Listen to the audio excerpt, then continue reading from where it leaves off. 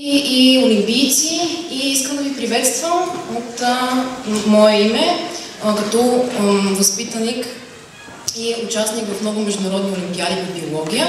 Да ви приветствам на втората национална олимпийска конференция по природни науки и иновации. Искам да се обърна към вас като участник в две международни олимпиади и бронзов медалист на Международната олимпиада по биология 2016 година, провела се в Виетнам. Искам да се обърна към вас от името на моята гимназия, Националната природно-методистка гимназия, която беше засегната и днес в този панел, като неин възпитаник и настоящ олимпиец. НПМГ и Националната природно-методистка гимназия е създадена през 1964 година по инициатива на Математическия факултет на Софийския университет. През тези 52 години от основаването си гимназията се утвърдила като едно от най-добрите училища в България и мисля, че това е безспорно, благодарение на качественото си и всеобхватно обучение на своите ученици.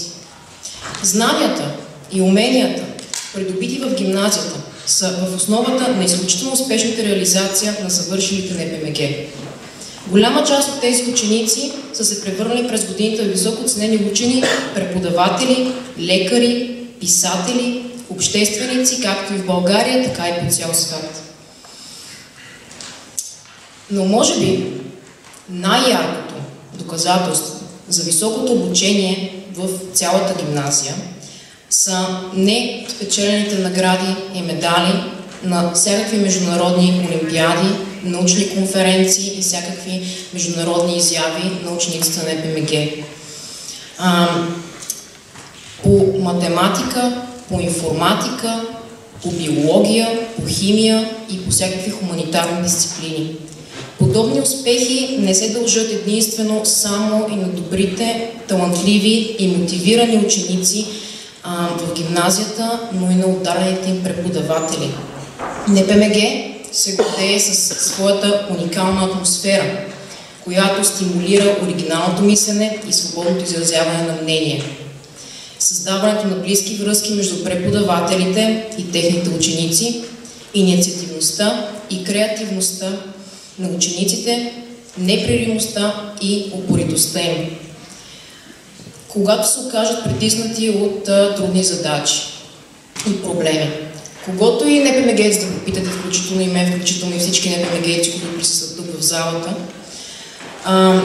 дали е той от Софийския университет, от Медицинския университет, дали от Харвард, дали от Оксфорд, дали от Българската академия на науките, който и НПМГ-ец да попитате, той би казал, че именно този дух, академичният дух на гимназията, е нещо, което е придобил от годините си, прекарани вътре в нея. Решихме, че на тази олимпийска среща в която присъстват голям брой настоящи, бивши олимпийци и цялата олимпийска общност, ще е идеален повод да известим за един изключително важен и належащ проблем, който касае Националната природно-математическа гимназия, който беше засегнат и днес в тази дискусия. Според новия закон за предучилищното и училищно образование, с който мисля, че всички вие сте запознати, влязъл в сила от 1 август 2016 година, гимназията е на ръба да изгуби правото на специализиран прием на ученици след 7 клас, след профилиращ изпит или на ученици, получили отлични оценки на олимпиади и състезания по математика и природни науки. Загубата на националния статут на гимназията ще доведе до промяна на името, разпознаваемостта и престижа на гимназията, което ще се отрази пагубно на способността да привличаме талантливи ученици, които да са в основата на бъдещите успехи на училището и на цяла България. През цялата история на гимназията, още от създаването й, сме били с национален статут и всички резултати, постижения и медали са били с името на НПМГ.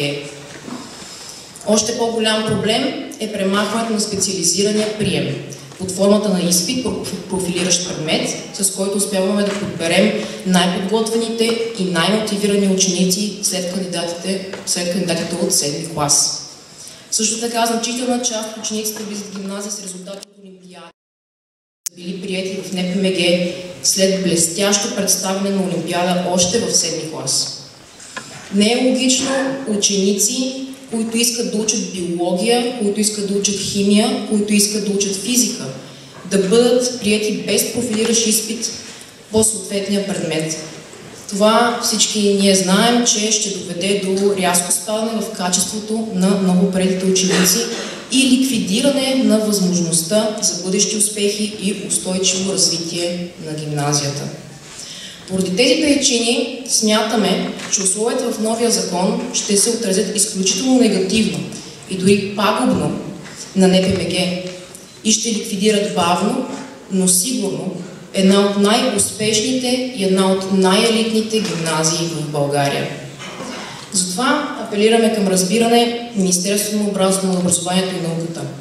Молим да се запази националния статут на гимназията и нейния специализиран прием, както е било винаги в дългата и забележителна история на НПМГ, донесло на България толкова много международни награди, медали и престиж.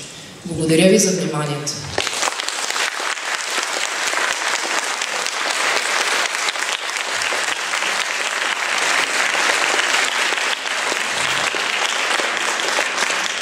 И аз благодаря на Виктория Христова. Тя е наша гордост от медалистите по биология от последните години, помагала ни много в различни инициативи и проекти.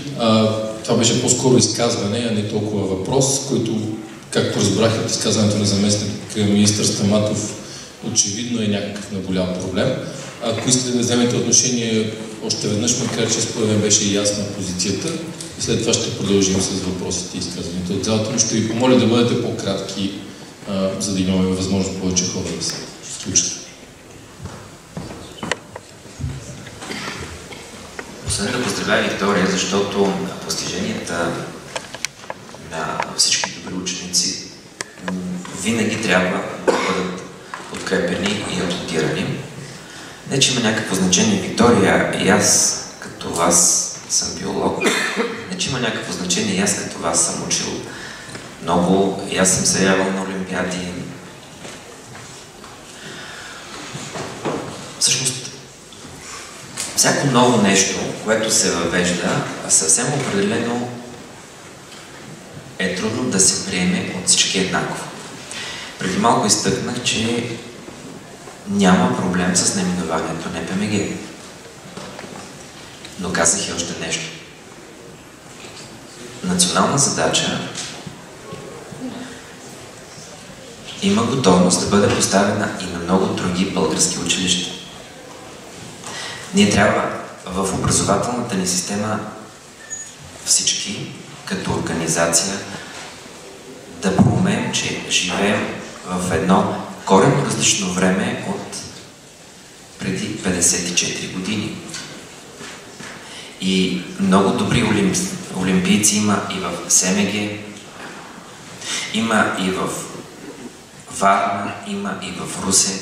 Не бива по никакъв начин образователното министерство да си позволи да каже, че само тук, на едно място, има добри ученици. Това не е справедливо. Да, НПМГ е едно прекрасно училище и аз в това съм убеден. Вчера имахме среща с малка група. В името на истината отправих покана към целия педагогически колектив на НПМГ, за да дискутираме проблемите, които съществуват в образователната система по принцип и проблеми, които те биха изтъкнали.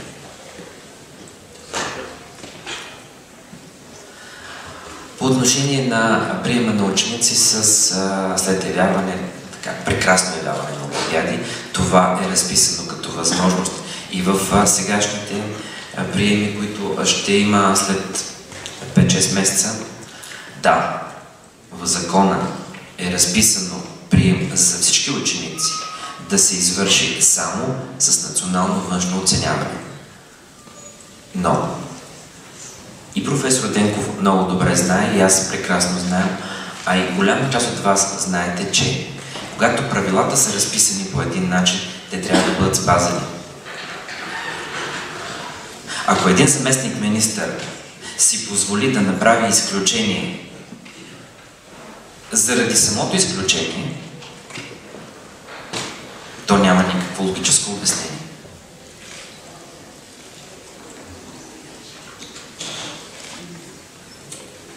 Приема, разписан в настоящия период от време за след 7 клас е с национално външно оценяване.